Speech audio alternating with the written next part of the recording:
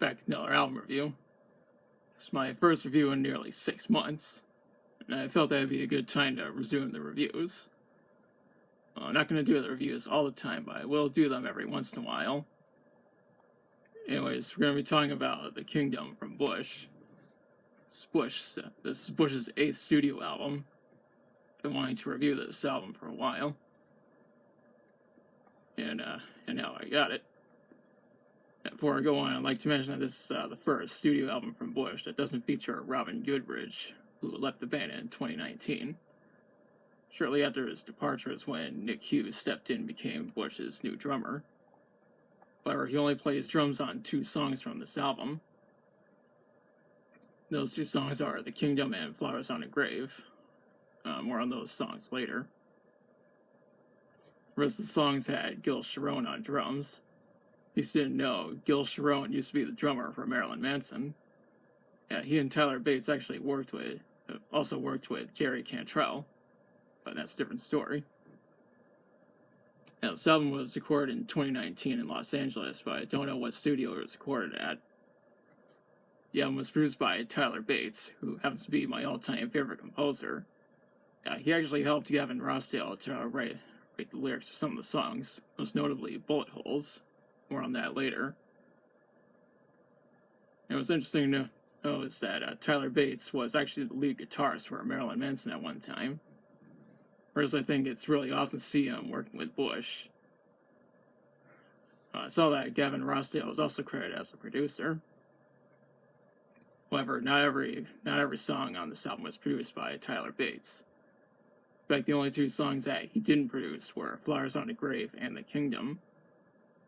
Instead, they were produced by Eric Brand. From what I read is that the original title was going to be The Mind Plays Tricks on You, and was initially going to be released in autumn of 2019. Instead, it got pushed back to May of 2020. It was eventually released on July 17th, 2020 under BMG and Zuma Rock Records. Now, a lot of people have pointed out that this album is actually heavier than Bush's previous work, and it actually has some use of electronics. I believe Tyler Bates actually helped with the electronics, since the album does credit him as one of the musicians. After all, Gavin Rossdale said in an interview back in 2018 that Bush's next album would be heavier, have a more angrier perspective. That's exactly what this album delivers. Now onto the songs. This album starts with Flowers on a Grave. Now, the song was released as a single on March 4th, 2020. I read that Blabbermouth described the song as, quote, hard-charging lead track. And that's actually a good way to describe it. Yeah, Gavin Rossdale even told Louder Sound that the song is about getting to know yourself. And that the song found a way to connect with people during the COVID-19 shitstorm.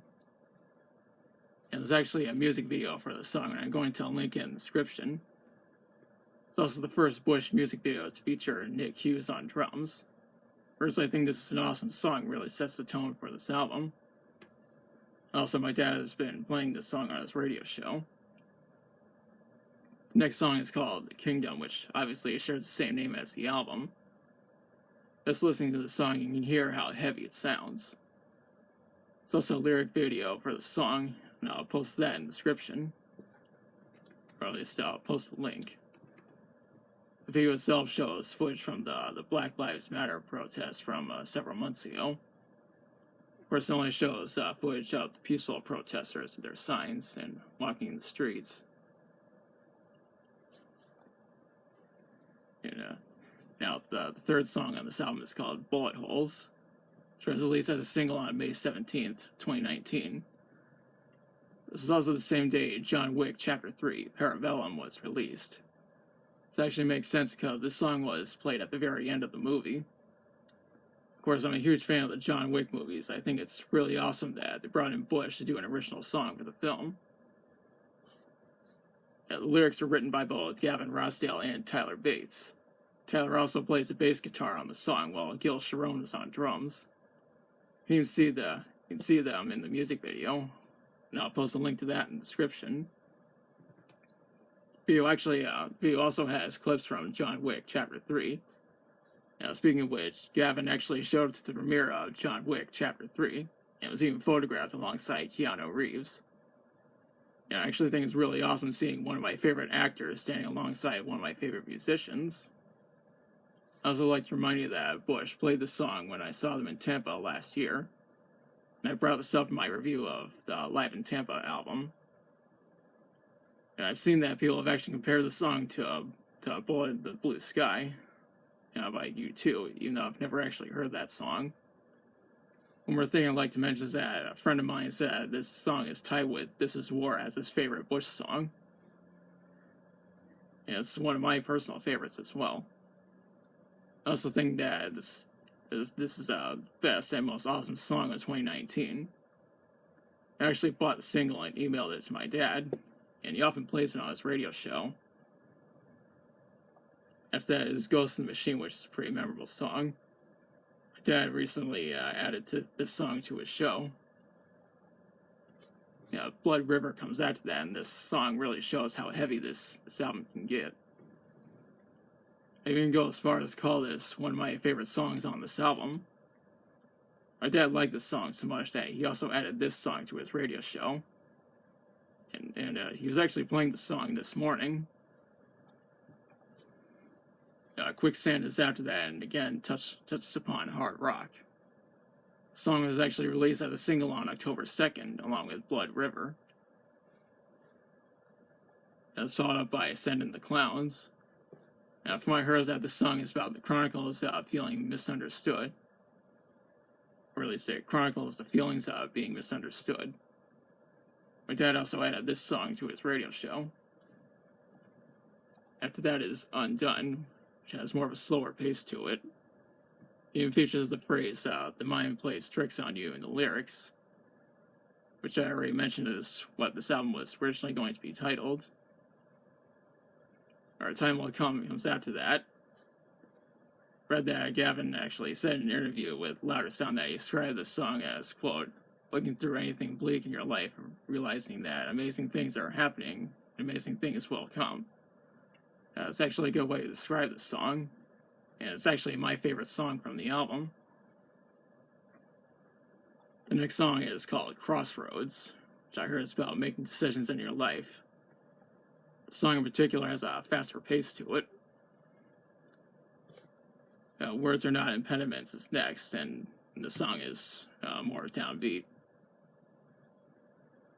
This album ends with Falling Away, which is about a feeling of personal freedom. One more thing I should mention is that the deluxe version of this album has 2 bonus tracks, Live Another Day and Beware of False Prophets. These songs are only available on Bush's website, and as you can see, they're not on any physical versions of this album. Now, just like with most of Bush's material, this album got mixed reviews from critics. I don't know why.